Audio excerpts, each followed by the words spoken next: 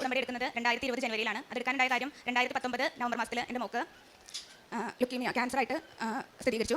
അപ്പോൾ ആ സമയത്ത് ഞാൻ പ്രഗ്നൻ്റ് ആണ്.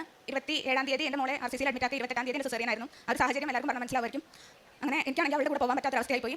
അങ്ങനെ ഞാൻ നിലമ്പൂരും എൻ്റെ മോൾ RCCയിലായിരുന്നു. ആ സമയത്ത് അന്ന് എൻ്റെ ഹസ്ബൻഡിന് ഒരു പത്രം കിട്ടുന്നത് വഴിയാണ് ഞാൻ കൃപാസനത്തെ കുറിച്ച് ആദ്യമായിട്ട് അറിയുന്നത്. ആ സമയത്ത് ഞാൻ യൂട്യൂബ് നോക്കുമ്പോൾ അതേ സമയത്ത് ഞാൻ യൂട്യൂബിൽ ഇവിടെ മാതാവിൻ്റെ എല്ലാം കണ്ട് എനിക്ക് ഭയങ്കരമായിട്ട് പിന്നെ എങ്ങനെയെങ്കിലും എത്രയും പെട്ടെന്ന് കൃപാസനത്തിലേക്ക് വരണമെന്നായിരുന്നു എൻ്റെ ചിന്ത. അങ്ങനെ ഞാൻ 2020 ജനുവരിയിൽ തന്നെ ഞാൻ എൻ്റെ കൈക്കുഞ്ഞായിട്ട് ഞാൻ ഇവിടെ വന്നു. ആ സമയത്ത് എനിക്ക് ഉടമ്പടി എടുത്തു. അച്ഛനെ കാണാൻ അവസരം ലഭിച്ചു. അച്ഛൻ എൻ്റെ കുഞ്ഞിൻ്റെ ഫോട്ടോ നോക്കി അച്ഛൻ പ്രാർത്ഥിച്ചു. അതിന് മുന്നേ ഡോക്ടർ എൻ്റെ ഹസ്ബൻഡിനെ വിളിച്ച് പറഞ്ഞു കുഞ്ഞിന് മരുന്നുകളൊന്നും ഏൽക്കുന്നില്ല, അപ്പോൾ അതുകൊണ്ട് കുറച്ച് കോംപ്ലിക്കേഷൻ ആണെന്നുള്ളത് എൻ്റെ ഹസ്ബൻഡിനോട് പറഞ്ഞു. ഇവിടുന്ന് പ്രാർത്ഥിച്ച് പോയതിന് ശേഷം എൻ്റെ കുഞ്ഞിൻ്റെ കാര്യങ്ങളിൽ പെട്ടെന്ന് തന്നെ നല്ല ഇമ്പ്രൂവ്മെൻറ്റ് കാണിക്കാൻ തുടങ്ങി. ഡോക്ടർമാർ പറഞ്ഞു. പിന്നെ അവൾക്ക് എന്നെ പിരിഞ്ഞു വരെ നിന്നിട്ടില്ല. അതുകൊണ്ട് 3 വയസ്സുള്ള ചെറിയ കുഞ്ഞല്ലേ, അപ്പോൾ അവൾക്ക് എന്നെ കാണണമായിരുന്നു. അങ്ങനെ ഞങ്ങൾ പിന്നെ RCCക്ക് പോകുന്ന വഴി ഞാൻ ഇവിടെ വീണ്ടും ഇറങ്ങി. ആ സമയത്ത് ഹസ്ബൻഡ് വീണ്ടും വിളിച്ചിട്ട് പറഞ്ഞു കുഞ്ഞിനെ കുറച്ച് കൂടുതലാണ്, അപ്പോൾ ICUലോട്ട് വീണ്ടും മാറ്റാണെന്ന് പറഞ്ഞു. അന്ന് ഞാൻ അവിടെ വന്ന് ഞാൻ പൊട്ടിക്കഴിഞ്ഞു. ആ സമയത്ത് ഇവിടെ ഉണ്ടായിരുന്ന ചേച്ചി എനിക്ക് കാശ് രൂപം തന്നു.